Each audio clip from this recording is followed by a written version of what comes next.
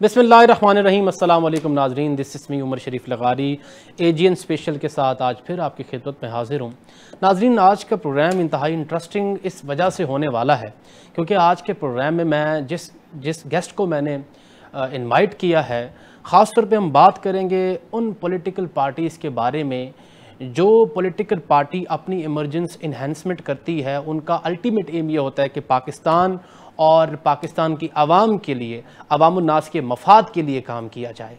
अगर हम माजी देखें तो माजी इस चीज़ का गवाह है कि बहुत सारे ऐसे ममालिक में हमें ये चीज़ें देखने को मिली कि वो इनकलाबी सूरत में खड़ी होती हैं, और दूसरी जानिब हम देखें तो बहुत सारी ऐसी पॉलिटिकल पार्टीज़ जो होती हैं वो अपने ज़ाती मफाद के लिए भी जो है वो किसी एक पॉलिटिकल पार्टी या उस जो है ग्रुप का हिस्सा बनती हैं। लेकिन हर किसी का एक अपना मैनिफेस्टो, अपनी एक आइडियोलॉजी होती है।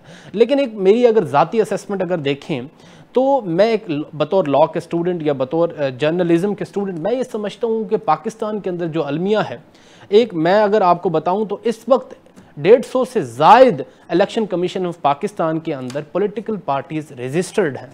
लेकिन ये देखें कि हुकूमत के अंदर कितनी आती हैं और बाकी पार्टीज़ उस वक्त क्या वर्किंग कर रही होती हैं। अब अगर देखें तो पाकिस्तान के बनने के बाद अब इस वक्त तक सिचुएशन ये है कि एक आवाम को चूरन बेचा जाता है और एक पॉलिटिकल पार्टी की सोच ये होती है कि वो आवाम के मफाद में काम करे। लेकिन हमारे साथ जो आज गेस्ट मौजूद हैं, एक पॉलिटिकल पार्टी के चेयरमैन हैं, पाकिस्तान नज़रियाती पार्टी का उन्होंने जो है वो एक उनकी बेस रखी, उनके का क्या मैनिफेस्टो है। दूसरी जानिब अगर जो पॉलिटिकल पार्टीज इस वक्त हुकूमत के अंदर हैं वो क्या समझते हैं, उनको किस तरीके से काम करना चाहिए। एक एलिगेशन तो नहीं कहूँगा, एक इंटरनेशनल पर्सपेक्टिव है कि जहाँ पर भी कोई डेमोक्रेटिक कंट्री होती है तो वहाँ पर यह है कि पॉलिटिकल एक्टर्स को किसी तरीके से इस्तेमाल किया जाता है। बड़ी डीप बात कर रहा हूँ मैं, लेकिन इस पर डिटेल में बात करेंगे। हमारे साथ मौजूद हैं आज शाहिर सियालवी साहब। जनाब शाहिर साहब, सर अस्सलाम वालेकुम, thank you so much sir, आपने टाइम दिया। Welcome to the show sir. मैंने शाहिर साहब जिस तरीके का इंटरव्यू दिया वो दो पर्सपेक्टिव मैंने आपके सामने रखे। एक पॉलिटिकल पार्टी जो होती है अवामुन्नास के मफाद के लिए होती है, एक पॉलिटिकल पार्टी अपने ज़ाती मफाद के लिए आती है। सबसे पहले तो आपकी पॉलिटिकल पार्टी की जानिब बढ़ने से पहले तो क्योंकि आप एक पब्लिक एसेट हैं इस वक्त, क्योंकि एक आप पॉलिटिकल पार्टी के चेयरमैन हैं और मेरे ख्याल में आपका जवाब देना आवाम के लिए एक जो है वो बड़ी कदर की निगाह से आवाम अगर आपको देखेगी तो, क्योंकि आपको आगाह करना उनके लिए एक मेरे ख्याल में फंडामेंटल्स में से है। सबसे पहले आपका फैमिली बैकग्राउंड, जितना मैंने आपके बारे में रिसर्च किया, आपके वालिद मोहतरम आर्म फोर्सेस से ताल्लुक़ रखते थे, आपने वहाँ पे सर्व किया उन्होंने। फिर आपका पॉलिटिकल पार्टी बनाना, क्या इस चीज़ की सपोर्ट थी कि हाँ जी आपको उन पॉलिटिकल पार्टीज़ का हिस्सा बना दिया जाएगा जो गवर्नमेंट के अंदर आएंगी, या कि अपने एक ज़ाती मंशूर है आपका? देखिए, सबसे पहले तो आपका जो सवाल है कि फैमिली बैकग्राउंड में वालिद साहब फौजी हैं जी, मेरा भाई भी फौजी है, मेरे मामू दोनों फौजी हैं, मेरे नाना फौजी हैं, मेरे ताया अबू भी फौजी थे, मेरा कजन्स भी काफ़ी सारे फौज में, एयरफोर्स में हैं जी। तो हम लोग पहले उन पॉलिटिकल पार्टीज में शामिल हो चुके होते जी। हमारी पॉलिटिकल पार्टी एक आज़ाद और खुद मुख्तार पाकिस्तान के बयानिए पे बनी है। हम वो पाकिस्तान देखना चाहते हैं जो अपने फैसले करने में खुद कफील हो। हम वो पाकिस्तान देखना चाहते हैं जिसके फैसले पेंटागन में ना हो, वाइट हाउस में ना हो, पार्लियामान में हो पाकिस्तान की, इस्लामाबाद में फैसले हो। एक ऐसा पाकिस्तान जिसकी खारजा पॉलिसी आज़ाद हो, एक ऐसा पाकिस्तान जिसका साबिक वज़ीर ख़ारजा और मुस्तक़बिल का उम्मीदवार बराए वज़ीर आज़म ये बयान ना दे कि इंडिया हमारे साथ तावन करेगा तो हम हाफिज सईद और मसूद अजहर उसके हवाले कर देंगे। एक ऐसा पाकिस्तान ना हो जो कि इतना गिरी हुई स्टेटमेंट दे के जनाब चलो ठीक है हम इसराइल की भी बात कर लें, फ़लस्तीन की भी बात कर लें और टू स्टेट सोल्यूशन की बात हो जाए। हम ऐसा पाकिस्तान नहीं देखना चाहते। हम ऐसा पाकिस्तान देखना चाहते हैं जो कायदे आज़म रहमतुल्लाह अलैह के अल्फाज पर legitimate child of the West and the Muslims of the subcontinent would never ever accept it। तो हम लोग जिसके लिए हमारे जवान रोजाना शहादतें दे रहे हैं, जिसके लिए लाखों लोगों ने at the time of partition शहादतें दी थी, जिसके लिए 60 लाख महाजिर अफजादे वहां से आए थे जिनके पास यहाँ झुग्गियों में रहना पड़ता था उन्हें, but they suffered they had sacrificed for Pakistan. तो उनका क्या कसूर है अगर हम लोग उन्हें ऐसे ही मुल्क में रख दें जो पहले बरतानिया की कॉलोनी था और अब जो है वो इनडायरेक्टली अमेरिका की कॉलोनी बन के बनी हुई रह रहे हैं हमारे हुक्मरान। तो हम ऐसा पाकिस्तान नहीं चाहते। हम जो पाकिस्तान देखना चाहते हैं वो एक आज़ाद और खुद मुख्तार पाकिस्तान है, जिसका ख्वाब हमने देखा है, जिस बुनियाद पर पॉलिटिकल पार्टी बनी है। शालवी साहब, आपने बात की कि चलो आप इस बात को तो मानते हैं कि जिस तरीके की आपके जवाब से मुझे नज़र आया है कि आप समझते हैं कि वाइट हाउस से फैसले नहीं होने चाहिए, खारजा पॉलिसी आज़ाद होनी चाहिए। आप हिस्ट्री से वाकिफ़ होंगे अच्छे तरीके से। पाकिस्तान बनने के बाद एक अलमिया प्रोडक्शन टीम से मैं कहूँगा कि इसको ज़रा सॉर्ट करें। अब सुन पा रहे हैं सर मुझे, शालवी साहब? जी। अच्छा, मैं आपसे ये सर पूछना चाह रहा हूँ कि जैसे आपने खारजा पॉलिसी की बात की या आपने बात की कि जिस तरीके से एक इंडिपेंडेंट गवर्नेंस होनी चाहिए, मैं इस चीज़ पे आपके साथ हूँ बिल्कुल। लेकिन सबसे पहले हर एक सियासतदान, मैं सिर्फ आपकी नहीं बात कर रहा, आजकल जिसका भी इंटरव्यू करें हर एक सियासतदान के मुंह और ज़बान पे यही होता है कि हाँ जी जो है वो खारजा पॉलिसी आज़ाद होनी चाहिए। कोई कहता है कि जो है वो वोट को इज्जत देनी चाहिए, कोई तब्दीली का नारा लगाता है। पिछले 40 से 50 साल का अगर दौरानिया देखें तो एक नैरेटिव बिल्ड किया जाता है जो आवाम को बेचा जाता है। आप मुझे ये बताएं कि आप तो ये बातें कर रहे हैं, एक तरफ आप बता रहे हैं कि आपका बैकग्राउंड इस तरीके का है जो मिलिट्री एस्टैब्लिशमेंट से ताल्लुक रखता है, एक स्टेट सॉवरेनिटी भी चीज है, ठीक है। आज का अलमिया पॉलिटिकल पार्टीज का, sorry to say that Sialvi साहब, मैं कहना चाहूंगा कि स्टेट के साथ नहीं है, एंटी स्टेट अब नैरेटिव बिल्ड करने की कोशिश करते हैं। एक तरफ एंटी नैरेटिव स्टेट बिल्ड किया जाता है, दूसरी तरफ आवाम की बात की जाती है। ये कैसे पॉसिबल है सर? देखें, ये बात तो आप उन पॉलिटिकल पार्टीज से करें जी। हम लोगों का तो बयानिया कभी भी एंटी स्टेट नहीं रहा जी। गवर्नमेंट की गलत पॉलिसीज पे हमने तनकीद हमेशा की है, और ऐसी तनकीद की है जिस तरह मेरा ख्याल है कि ऑपोजिशन की जमातें जो पार्लियामान में अक्सरियत रखती हैं ऑपोजिशन में, उन्होंने भी ना की हो जी। हम लोगों ने तो जूते की नोक पे रखा है हुकूमत की हर उस स्टेटमेंट को जो नजरिया पाकिस्तान से मुनाफी हो जी। हम लोगों ने, लेकिन उसके बावजूद कि इस बार इलेक्शन में लॉटरियां लगी रही हैं, 2-2 टके के लोगों को पार्लियामान में पहुंचाया गया है, लोगों को सेनेट में पहुंचाया गया है। शालवी साहब, मैं इसमें आपसे ये पूछना चाह रहा हूँ, ज़रा क्लैरिटी के साथ इसमें ज़रा मुझे जवाब चाहिए, और अवाम भी इस चीज़ पे ज़रा कंफ्यूज है कि ये पॉलिटिकल पार्टीज़ आजकल पाकिस्तान की चाहती क्या है। एक ड्यूअल नैरेटिव दिखाया जाता है अवाम को। आप एक तरफ एंटी स्टेट आप नैरेटिव लेके चलते हैं, दूसरी तरफ आप अवामुन नास की बात करते हैं। क्योंकि मेरी एक ज़ाती एक राय है, एक ज़ाती ओपिनियन है कि अगर आप एंटी स्टेट आप एक बयानिया पेश करते हैं तो वो अवामुन नास के बेहतरी में नहीं है। आपने देखा जिस तरीके से पाकिस्तान और इंडिया की वॉर हुई, किसने पाकिस्तान को जो है वो स्ट्रॉन्ग किया? पाकिस्तान की स्टेट ने किया। वो एक इदारा नहीं है, ये सारे इदारे मिलकर काम करते हैं। आपकी पॉलिटिकल पार्टी और ये मौजूदा सूरत हाल, इसमें आप क्या राय रखते हैं? इस वक्त जब मियां नवाज शरीफ साहब को भी मोदी के खिलाफ ट्वीट करना तब याद आया था जब हम ऑपरेशन जीते थे जी, और पीटीआई को तो तब भी याद नहीं आया था। पीटीआई तब भी अमेरिका की गोद में बैठी हुई थी जब हमारी जंग चल रही थी और ईरान इजराइल की जंग चल रही थी, तब भी खामोश बैठी हुई थी। और नून लीग का हाल भी इससे मिलता जुलता है, और पीपल्स पार्टी का हाल भी इससे मिलता जुलता है कि वो उसका ये बयानिया रहा है कि अगर इंडिया तावन करे तो हम हाफिज सईद और मसूद अजहर उसके हवाले कर दें। इसमें हुकूमती जमात हो या ऑपोजिशन की जमात हो, इनमें से किसी ने जंग नहीं लड़ी। जंग लड़ी है फौज ने या जंग लड़ी है आम आवाम ने, जो उस बंदूकों के साथ, तोपों के साथ, टैंकों के साथ और टेप बॉल मैच देखने की अंदाज में वो बैठे होते थे जब यहाँ से अनफता मजाइल चला करता था। और अगर जंग किसी पॉलिटिकल पार्टी ने लड़ी है नजरियाती असास पे, तो सिर्फ और सिर्फ पाकिस्तान नजरियाती पार्टी ने लड़ी है। अगर किसी को इस चीज पे शक शुबा है तो जी टीवी पे, जी न्यूज पे, नव भारत पे, टाइम्स नाउ पे हमारे टॉक शोज देख ले। जिस तरीके से इंडियन एंकर्स को, जिस तरीके से इंडिया की बीजेपी को, जिस तरीके से इंडिया के आरएसएस और शिवसेना के दहशतगर्दों को ईंट का जवाब पत्थर से पाकिस्तान नजरियाती पार्टी ने दिया और हम लोगों ने दिया, उनके मुल्क में घुस के नजरियाती सतह पर सर्जिकल स्ट्राइक्स किए, सर किसी और ने नहीं की। जहां तक बात हुकूमत के गलत नैरेटिव्स की होती है, जिस तरह हम पहले रखते थे, और किसी पॉलिटिकल पार्टी की, इवन पीटीआई की जरूरत नहीं होती उस तरह की बात करने की, जो कि पार्लियामान में बैठी भी है। उसके बावजूद हम उससे ज्यादा स्ट्रॉन्ग बयानियां रखते हैं हुकूमत के अगेंस्ट जब वो कोई काम करें। लेकिन when it comes to Pakistan, when it comes to defence of Pakistan, when it comes to ideology of Pakistan, when it comes to मसला कश्मीर और फलस्तीन, तो फिर पाकिस्तान नजरियाती पार्टी सबसे पहले अपने सब जलाली परचम का साथ देती है। सर सियालवी साहब, तो हमारा ये मामला बड़ा क्रिस्टल मैं आपकी बात समझ रहा हूँ बिल्कुल सर। एक इनकलाबी तकरीर कर देना या एक सियासी चेहरा बन जाना, क्या आप क्या समझते हैं इस सिस्टम के लिए इनफ है? आप एक बात कर रहे हैं, एक तरफ के हम जो अवाम के खिलाफ बात करें, स्टेट के खिलाफ बात करें, दूसरी तरफ आपने देखा है कि कई ऐसे पाकिस्तान के अंदर कार्ड्स खेले गए हैं। मैं बात करूं रिलीजियस कार्ड की बात करूं, बहुत सारे लीडरशिप के हवाले से बात करूं, तो ये कैसे पॉसिबल है सर? ठीक है, आपकी काविशें हमें नजर आती है नजरियाती पार्टी की, आपने प्रेजेंट किया इंडिया को, इंडिया के मीडिया पे पाकिस्तान को, लेकिन आप ये भी तो देखें ना सर कि क्या सिर्फ चेयरमैन का ही एक्टिव होना सिस्टम का हल है, पॉलिटिकल पार्टी की बुनियाद का हल है? एक तरफ देखें अगर पाकिस्तान तहरीक इंसाफ को, तो उसकी लीडरशिप का फुकदान किस जानिब गया है? इसी वजह से तो गया है।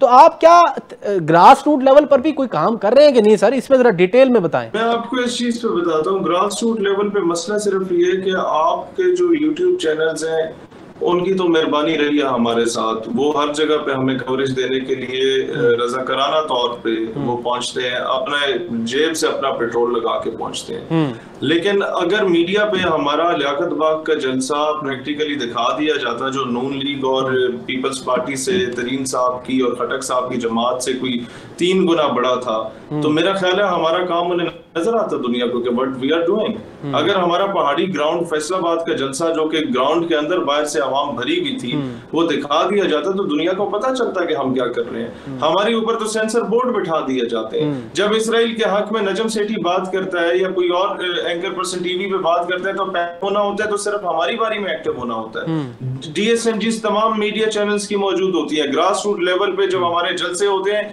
10-10, 20-20, 40-40 हजार लोग उसमें इकट्ठे होते हैं, सारों की डीएसएनजीस होती है, लेकिन एक चैनल कवर नहीं करता, छोटी सी पट्टी तक नहीं चलाई जाती उसके लिए। तो मुझे ये बताएं, जब आप वो चीज देख ही नहीं पा रहे, तो इसमें कसूर हमारा तो नहीं है, ये कंट्रोल्ड मीडिया का कसूर है। तो सर मीडिया कहां पे दिखाए कसूर? सिर्फ मीडिया का भी नहीं है सियालवी साहब, कसूर बहुत सारी ऐसी चीजों का है। कभी उनसे भी पूछ लिया करें कि अवाम की पल्स क्या कह रही है, तो आपको अंदाजा हो कि अवाम हमारे साथ कितना है। आप इतनी मेहरबानी साहब पिंडी में रहते हैं आप सर, आपसे सपोर्ट नहीं मांगेंगे, लेकिन जो लेवल रंगली हवेली मेरे ख्याल में सर पिंडी में है, जरा चक्कर लगाएं आप पिंडी की तरफ, चाहे शायद आपकी तरफ नजरे करम हो सर। मैं आपको अर्ज करूं, मैं नजर करम तो आजकल आपके सारे चैनल्स अंडर ऑब्जर्वेशन होते हैं, तो आपके जरिए ही वहां तक पहुंच जाएगी। मैं सिर्फ उनसे ये फरमाता हूं, आप नजर करम ना करें जी। लेकिन जो आप लोगों ने लेवल प्लेइंग फील्ड जहांगीर तरीन को और परवेज खटक को दिए, नून पीपी की तो बात ही नहीं कर रहा, उनको तो आपने झोली में रख के सब कुछ दिया है। जो इन दोनों को लेवल प्लेइंग फील्ड दिए, सिर्फ उतनी कम अज कम हमें दे दे, तो हम लोग कम अज कम 50-60 सीटें जीत के बैठे होते। हमें सिर्फ मीडिया तक हमारा नैरेटिव तो पहुंचने देते, उस पे तो पाबंदियां ना लगाई जाती। ठीक है सर, आपने 50-60 सीटों की बात की, चलो इस पे मैं आपसे सवाल कर लेता हूँ। 50-60 सीटें आपको मिल जाती हैं सपोज अपकमिंग इलेक्शंस के अंदर, क्या आपका लाहे अमल होगा? किस टीम का हिस्सा बनेंगे आप? वैसे इस वक्त क्या समझते हैं, कौन सी ऐसी पॉलिटिकल पार्टी है जिसके साथ काम किया जा सकता है? सर मैं पॉलिटिकल पार्टी की बात नहीं कर सकता, मैं पॉलिटिकल शख्सियात की बात जरूर कर सकता हूँ। उनके साथ उनको ऑन बोर्ड लिया जा सकता है। We can create a strong lobby among the personalities within the political parties. As a political party whole देखा जाए तो उसमें कोई भी इस काबिल नहीं है। मैं समझता हूँ पीटीआई में there is only Imran Khan या अली मोहम्मद खान जिसके साथ बैठ के बात की जा सकती है, बाकी तो सारे मुझे अपने जाती मफाद के लिए आए हुए लोग नजर आ रहे हैं। अगर आप नून लीग में चले जाएं तो ख्वाजा साद रफीक जैसे ज़ीरक सियासतदान हैं जिनके साथ बैठ के बात की जा सकती है। मुस्तफ़ा नवाज खोकर से बात की जा सकती है। आपके क्या कहते हैं शाहिद खाकान अब्बासी साहब एक क्या कहते हैं समझदार सियासतदान है, या कमर जमान कायरा साहब जिनको नजरअंदाज किया जा रहा है हमेशा पीपल्स पार्टी में। एक ज़ीरक और मतलब एक मुदब्बिराना शख्सियत है, एक अच्छे well composed, well read, well toward politician है। ऐसे लोगों से बात की जा सकती है जो अवाम के मसाइल को सोल्यूशन की तरफ लेके आना चाहते हैं। तो बाकी अगर आप कहें कि मोरूसी सियासतदानों से बात की जाए तो I am sorry for it, मैं उनसे मुतमईन नहीं हूँ। उन लोगों ने जितना पाकिस्तान की तबाही की है, हमारे राजों को बेचा है, हमारे मुल्क को तकसीम किया है, अपने जाती मफाद के लिए मुल्क की पॉलिसीज पर समझौता किया, ऐसी पॉलिसीज पर समझौता किया जिससे हमारी बका, जो पॉलिसीज हमारी बका की जामिन है, तो उनसे तो मैं आई डोंट थिंक सो कि बात की जा सकती है। तो इसमें सर आपने इमरान खान साहब का नाम लिया कि उनसे भी बात की जा सकती है। जो करंट सिचुएशन है, एक तरफ जो है वो एक रूमर्स हमें सुनाई को देखने को मिल रहे हैं कि माइनस PTI का एक जो है वो एक लाहे अमल और एक चीज़ तैयार की जा रही है जिससे इस चीज़ को माइनस किया जाएगा, और दूसरी तरफ ये भी है कि नहीं, इसमें जो है वो रिवॉल्व किया जा सकता है वापस। तो आप क्या समझते हैं कि क्या सिचुएशन है और आपकी ज़ाती राय क्या है कि क्या किसी पॉलिटिकल पार्टी को माइनस करना क्या पाकिस्तान की जमहूरी हुकूमत के लिए, जमहूरी सिस्टम के लिए बेहतर होगा? देखें, मैं इसकी शदीद अल्फाज में मजम्मत भी करता हूँ, और PTI के साथ जो कुछ हो रहा है ये नहीं होना चाहिए कि आप उसे बिल्कुल ही माइनस करते हैं। गो के PTI ने बहुत बड़े ब्लंडर्स मारे हैं। आज पुलिस जो कुछ PTI के साथ कर रही है, पुलिस को इस सारी चीज़ों की ट्रेनिंग भी PTI ने खुद ही दी है। जो PTI की गवर्नमेंट में चंद जमातों के साथ हुआ था जो एहतजाज किया करते थे, तो वही कुछ आज PTI के साथ हो रहा है। लेकिन एक बात मैं बता दूं, जिस नहज तक पुलिस को आप ट्रेन कर चुके हैं ना इन एक्टिविटीज में, कि बंदा ना मिले उसकी बीवी को उठा लो, माँ को उठा लो, बेटी को उठा लो, भाई को उठा लो, बाप को उठा लो, तो कल को नून और पीपल्स पार्टी वाले इससे डबल ज्यादा जो है ना वो इस चीजों को सफर करेंगे। आप वो कहते हैं वक्त करता है परवरिश बरसों सानहा एकदम नहीं होता, तो ये वक्त परवरिश कर रहा है इन सारी चीजों की, और इससे इस चक्की से सबने गुजरना है। हम तो गुजर आए हैं, हमने तो टॉर्चर भी सहे और PTI के दौर में सहे। हम लोगों के ऊपर तो 4th शेड्यूल लगा के ID card, bank account, passport सब कुछ हमारे सीज किए गए। ये दौर हम तो बड़े जबरदस्त अंदाज में देख चुके हैं, लेकिन मेरा ख्याल है ये बाकी 3 जमातों ने इस हद तक चीजें नहीं देखी कि उनसे उनका ID कार्ड ही कैंसिल करके नेशनैलिटी कैंसिल कर दी जाए। ठीक है सर, मैं ख़ास तौर पे, आप ख़ुद भी नौजवान क़यादत में आते हैं, मैं नौजवानों की ख़ास तौर पे बात करने लगा हूँ कि आज का अलमिया ये है कि अगर मैं देखूं तो बहुत सारी पॉलिटिकल पार्टीज़ ने नौजवानों का इस्तेसाल किया है, नौजवानों को इस्तेमाल किया है। अगर मैं कहूं कि 9 मई का जो इंसिडेंट हुआ, उसके बाद आप ये देखें कि क़यादत की जानिब से, लीडरशिप की जानिब से PTI की ये जो है वो जवाब आता है कि अगर हाँ किसी नौजवान ने जज्बाती हो के वो किया है तो उसको सज़ा मिलनी चाहिए। हालांकि ये नहीं देखा जाता था कि उनको ट्रेन करने वाले कौन हैं। दूसरी जानिब आप देखें तो दूसरी भी पॉलिटिकल पार्टीज़ वो भी इस तरीके से एक्सप्लॉइट करती हैं किसको, नौजवानों को। आप क्या समझते हैं कि नौजवानों को आप क्या पैगाम देना चाहेंगे इस हवाले से, और आपके अंदर, आपकी पार्टी के अंदर जो नौजवान है उसको किस तरीके से आप ट्रेन कर रहे हैं? सर, सबसे पहले तो मैं आपको एक बात अर्ज करना चाहूँ कि हम लोगों ने आज तक अपने नौजवानों को बड़ा वेल कंपोज्ड रखा है। बिल्कुल, गाली की सियासत से हम लोगों ने निकाल के दलाइल की बुनियाद पर सियासत पर लेके आए उन्हें। क्या you have to convince, if you have to convince someone, convince him with on the logical grounds और ground reality की बुनियाद पे आप उसे convince करें, बजाय इसके कि आप माँ, बहन, बीवी, बेटी तक जाए उसके। मैंने जड़ावाला में जलसे में खिताब किया था और ओपनली बोला था, हमारे बैनर्स उतारे गए थे नून की तरफ से, तो मैंने कहा जी आपको तो किसी और जमात का बैनर नीचे गिरा हुआ नजर आए तो उसे उठा के भी खंबे पे टांग दो, वो उनका ज़र्फ है या हमारा ज़र्फ है। और दूसरा, मैंने अलल ऐलान कहा था कि शहीद मोहतरमा पे, बुशरा बीबी पे और मरियम नवाज साहिबा पे हमारे लिए ये बहुत काबिल एहतराम है, हमारी माओ की उम्रों की हैं और या उनसे भी बड़े हैं, तो हम तो उनका बहुत एहतराम करते हैं। और अगर कोई उनकी तरफ उंगली उठाएगा तो ऐसा बंदा हमारी पार्टी का कारकुन भी नहीं है। मर्द बनो, मर्दों के साथ मुकाबला करो। हम लोगों ने बड़ा स्ट्रेट फॉरवर्ड अपना बयानिया रखा कि अपने वर्कर की तरबियत सबसे पहले। जहां तक बात है कि 9 मई करने के बाद क़यादत मुकर गई और वर्कर को कहते हैं कि बेशक सजा दे दो, तो यही तो मसला है कि PTI is a fan club of unguided missiles. यहाँ पर इन्होंने सिर्फ मिसाइल हैं, इन्होंने फटना है, ये नहीं पता इधर जाके फटेंगे उधर जाके फटेंगे या अपने ऊपर ही आके फट जाएंगे। तो इस वक्त जो चीज समझने की है वो ये है कि वर्कर खुद भी जरा समझदार होना चाहिए। अंधे गूंगे बहरे की तरह गामा माजा नहीं होना चाहिए कि उसका लीडर जो है वो यजीद की हमायत करे तो वो उल्लू का पट्टा यजीद को बाप बनाना शुरू कर दे। तो मेरा ख्याल है वर्कर को भी समझदार होना चाहिए। सैलवी साहब, वर्कर को समझदार होना चाहिए। समझदार होने का जो कनेक्शन है मेरे ख्याल में एक रियासत के अंदर तालीम और तमाम बेसिक फंडामेंटल से आता है। एक रियासत का काम है कि फंडामेंटल्स देना आवाम को, सिटीज़न को उसका हक है। हम एजुकेशन और हेल्थ की अगर बात करें तो मेरी जितनी रिसर्च है और मैं जितना इंटरनेशनल बुक्स मैंने पढ़ी हैं तो उसमें ये चीज़ वाज़ेह होती है कि पाकिस्तान का तालीमी जो निसाब है, पाकिस्तान का जो तालीमी तरीक़ेकार है वो बाहर से हैंडल किया जाता है और इस तरीके से पाकिस्तान को पढ़ाया जाता है कि पाकिस्तानी नौजवान आगे बढ़ ही ना सके। और दूसरी तरफ अगर मैं हेल्थ का भी आपको दूसरा सवाल करूं साथ ही, तो हेल्थ का अगर देखें तो पाकिस्तान के एक छोटे बच्चे को बचपन में एंटीबायोटिक लगा दी जाती है, सिर्फ इस आड़ में कि हाँ जी आप एंटीबायोटिक लगवा लें, और वो डॉक्टर को एक कोटा मुख्तस किया जाता है कि आप इतने एंटीबायोटिक्स चलाएंगे तो आपको बाहर का चक्कर लगवाएंगे, यूरोप का चक्कर लगवाएंगे। आप क्या समझते हैं कि एजुकेशन और हेल्थ का जो ये एक सेक्टर्स हैं, ये पाकिस्तान में इसकी क्या सिचुएशन है और किस तरीके से बेहतर किया जा सकता है? देखिए, हुकूमत को सबसे पहले तो ये देखना चाहिए कि वो ना हेल्थ के मामले में सिंसियर है ना एजुकेशन के मामले में सिंसियर है। जिस मुल्क में तालीम का बजट 65 अरब रुपए हो, जिस मुल्क में हेल्थ का बजट 27 अरब रुपए हो और बेनजीर इनकम सपोर्ट प्रोग्राम का खिराते बांटने का बजट 600 अरब रुपए हो, तो आप क्या एक्सपेक्ट करते हैं कि वहां मुल्क में भिखारी पैदा होंगे या इंजीनियर, डॉक्टर और आर्मी ऑफिसर्स और जज वकील पैदा होंगे? तो यहाँ पर हम लोगों को सबसे पहले तो मौका जब भी मिला तो हम लोग तो बेनजीर इनकम सपोर्ट प्रोग्राम को खत्म करेंगे। जो पैसा 9 मिलियन खानदानों को हर महीने के बाद 10-12 हज़ार दिया जाता है, वो पूरे साल का इकट्ठा करके उस पैसे को रोक के हम लोग उसे कॉटेज इंडस्ट्रीज बना के देंगे, जिस तरीके से बांग्लादेश में साहब जरदारी सब नाराज हो जाएंगे आपसे सर, ऐसे ना कहें। मुझे अपनी आवाम की फिक्र है, कौम की खुद मुख्तारी की फिक्र है। कौम को भिखारी बनाऊं या जरदारी साहब को राजी करूं? मैं आपको एक चीज अर्ज करूं कि बांग्लादेश हमसे 24 साल बाद बना 1971 में, और जिसको हम कहते थे 2 टके के लोग नहीं, आज 4 रुपए मिलाओ 1 टका बनता है मेरे भाई।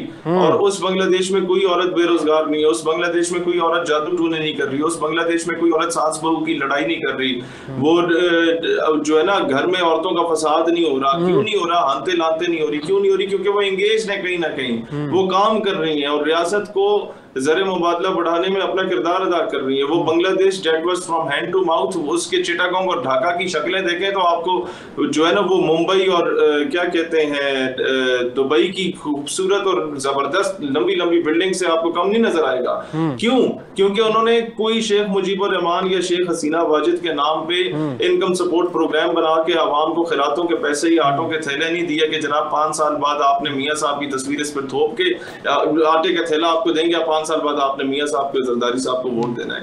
हम वो कॉटेज इंडस्ट्रीज वाला मॉडल पाकिस्तान में लाना चाहते हैं जो चाइना में है, जो बांग्लादेश में है। ये दोनों मुल्क हमारे साथ बने या हमारे बाद में बने, तो उससे ऑटोमेटिकली आपका निजाम बेहतर होगा। जहां तक बात है एजुकेशन का, आप IMF से लोन लेते हैं, वर्ल्ड बैंक से लोन लेते हैं, इंटरनेशनल कम्युनिटी से लोन लेते हैं, तो वो आपको पढ़ाने देंगे Tariq bin Ziyad, Salahuddin Ayyubi, Nuruddin Zangi या टीपू सुल्तान के बारे में जो उनके अगेंस्ट लड़े हैं? सवाल ही पैदा नहीं होता। वो तो आपको सिंड्रेला ही पढ़ाएंगे कि वो माँ बाप से छुप के भाग गई थी बॉयफ्रेंड के साथ। वो तो आपको मिस्टर चिप्स ही पढ़ाएंगे, 50 साल से वही पढ़ रहे हैं, हमारे प्यो दादे ने भी वही पढ़ा, हम भी वही पढ़ रहे हैं। शायद सलाउद्दीन साहब बड़े होंगे, हमारे बच्चे तो वो भी यही पढ़ेंगे कि जनाब वो मिस्टर चिप्स था, उसको कैथरीन से मोहब्बत हो गई थी, वो फौत हो गई तो मिस्टर चिप्स भी उसके गम में फौत हो गया। अल्लाह खैर सला। जिंदगी के टर्निंग पॉइंट FSC का फर्स्ट ईयर होता है, where you have to decide कि either you should go into the politics, either you should become an army officer और अ मेडिकल डॉक्टर। उधर आपका पूरा साल मिस्टर चिप्स जैसे लाहासिल मजमून को पढ़ा के जाया कर दिया जाता है। तो निसाब तालीम में चेंज करना, अमेंडमेंट्स करना और अपने हीरोज को हेरोइक रोल देके अपनी आवाम के सामने रखना। Your people must be proud of your own heroes. तीन तरजीह होनी चाहिए हुकूमत की, उनकी ना भी हो तो हमारी तो अवली तरजीह है, हमारे मंशूर का हिस्सा है कि हम फिल्म इंडस्ट्री को भी बेहतर करेंगे। अपने हीरोज पर मूवीज बनाई जाएंगी, अयूबी और गजनवी पे बनाई जाएगी, राय अहमद खरल जो पंजाब का हीरो था उस पर बनाई जाएगी, जो खुशहाल खान खटक और रहमान बाबा थे उन पे टेलीफिल्म्स बनाई जाएंगी। लोगों को बताया जाएगा कि यार तुम्हारे होश मोहम्मद शेदी जिसने जी। अच्छा सयालवी साहब, ये दावे जो हैं आपकी जमात भी करती है, ख़ास तौर पे अब मजहबी मामलात को देखें, everyone in the political party, जो भी लीडरशिप होती है, they are always talking about the religious card. ठीक है, रिलीजन की बात की जाती है। पाकिस्तान एक इस्लामी जमहूरिया है, पाकिस्तान है, और इसकी बुनियाद भी हमें जो है वो जो हमारा आइडियालॉजी थी कायद आज़म मोहम्मद अली जिन्नाह की, वो इस्लामिक एक डिवीज़न थी जिसकी वजह से हमें एक कंट्री मिला। ठीक है, लेकिन ये दावे जमात इस्लामी भी करती है, तहरीक लब्बैक भी करती है, हत्ता कि इमरान खान ने भी बड़ी हद तक इसको दावे किए। अगर कल को आप हुकूमत में आते हैं तो आप किस तरीके से इस सिस्टम में रह के कौन सी तब्दीलियां आप करना चाहेंगे कि आप समझते हैं कि वो इस्लामी अक़दार के बरक़्स? सर, मैं आपको सबसे पहले बात बताऊं, मैं कोई बहुत बड़ा आलिम दीन नहीं हूं। मैं यूनिवर्सिटी कॉलेज से पढ़ा हूं जिस तरीके से आप पढ़े हैं जी। मैं कम से कम कोई ऐसी चीज़ नहीं होने दूंगा कि जो मेरे मुल्क के, पाकिस्तान के नज़रिया पाकिस्तान के अगेंस्ट हो जी। मैं उस पर अगर लड़ सका तो मैं लड़ूंगा। मैं पार्लियामान में अगर लड़ ना भी सका तो शोर ज़रूर मचाऊंगा। अफकार अलवी ने कहा था कि मुर्शिद में लड़ नहीं सका पर चीखता रहा, खामोश रह के जुल्म का हामी नहीं रहा। तो whatsoever would be in my humble capacity I will do it इंशाल्लाह ताला। हम लोग जब पार्लियामान में नहीं भी थे, हम लोग तब भी सड़कें बंद करके औरत मार्च पे पाबंदी लगवा देते थे। LGBTQ की तंजीमों पे हम लोगों ने पाबंदी लगवाई है। जब हम स्टूडेंट राइट्स के लिए निकलते थे तो हम लोग HEC के सामने धरने देके पाकिस्तान के 40 शहरों में एक टाइम पे धरने दिए जाते थे, गिलगित बल्तिस्तान से लेके एरिड एग्रीकल्चर यूनिवर्सिटी रावलपिंडी तक, और बच्चों के मसाइल को हल किया जाता था। उनकी फीसें आधी कराई जाती थी जो कोविड के दौर में भी उनसे ली जा रही थी घर बैठने के बस। तो हम लोगों ने जो काम किए वो दुनिया के सामने है। फेडरल बोर्ड में जब करप्शन हुई थी बैक इन 2014-15, उसमें हमने 70-80 हज़ार बच्चों का मुस्तकबिल बचाया था। हम लोगों ने गवर्नमेंट मरे कॉलेज सियालकोट और गॉर्डन कॉलेज रावलपिंडी की प्राइवेटाइजेशन के इशू सॉल्व करने में भी अपना छोटा मोटा किरदार अदा किया था। हम लोग दौरे तालिब इल्मी से ये सारे काम कर रहे हैं। हमें एक बार पार्लियामान में पहुंचने दें, आपको प्रैक्टिकल काम नजर आएगा। और जिन मजहबी जमातों के आपने नाम लिए, हमारे भाई हैं वो लोग सारे, लेकिन ये सारे कहीं ना कहीं हुकूमत या ऑपोजिशन में 1, 2, 3 सीटों के साथ बैठे हैं पिछले 2-3 टेन्योर्स में। इन लोगों ने कुछ भी नहीं किया। Not single resolution was there from their side जिस पे कोई अमली जामा पहनाया जा सकता हो, प्रैक्टिकल इंप्लीमेंटेशन हो। हमें दुख है इस चीज का। सर, तहरीक लब्बैक के साथ मेरे ख्याल में आपके अच्छे ताल्लुकात हैं, ऐसे ही सर? अच्छे ताल्लुकात थे जब तक रिजवी साहब थे। अब अगर कोई बंदा यजीद की हमायत करे या बोले कि जनाब मैं यजीद पर लानत नहीं भेजूंगा, तो फिर ऐसे बंदे के साथ हम लोग कभी भी इत्तेहाद नहीं कर सकते जब तक वो रुजू ना करे। नहीं, आप उनका वैसे सर ऐसे पॉलिटिकल जमात या एक रिलीजन की एक जो है वो स्कूल ऑफ थॉट है, आप उनका स्टांस कहाँ पे देखते हैं? एक वक्त वो था जब वो रोडों पर नज़र आते थे ख़त्म नबूवत के हवाले से, हम खुद भी हम सब का ईमान है, ठीक है, लेकिन उनका जिस तरीके से आना, एक एग्रेशन दिखाना, और मेरे ख्याल में इन जो जब से ये अब कोलिजन गवर्नमेंट बनी है उसके बाद मुझे तो कहीं रोडों पे नहीं नज़र आई। इस हवाले से आप क्या कहते हैं? सर, इनसे पहले जिस बंदे के हाथ में क़यादत थी ना, वो और थे, वो दरवेश आदमी थे। अब जिस बंदे के हाथ में क़यादत है वो और है, ये आप भी समझते हैं और हर जी शऊर आदमी समझता है। तो मतलब कि आप ये कहना चाह रहे हैं जो तरीके लब्बैक है वो अब कंट्रोल हो रही, कंट्रोल तरीके लब्बैक कह सकते हैं मेरे ख्याल में। सर, ये अब तरीके लब्बैक रही नहीं है जब से इन लोगों ने यजीद वाले मामले पे सकूत इख्तियार की है। अब ये वो बात ही नहीं रही इन लोगों में। आप छोड़े, आप दे आर इररिलेवेंट, ये डिस्कशन के काबिल ही नहीं है अभी। चलें सियालवी साहब, मजीद एक ब्रेक के बाद आपसे डिटेल डिस्कशन करेंगे। नाजरीन, एक छोटी सी ब्रेक लेते हैं। विल बी राइट बैक इंशाल्लाह।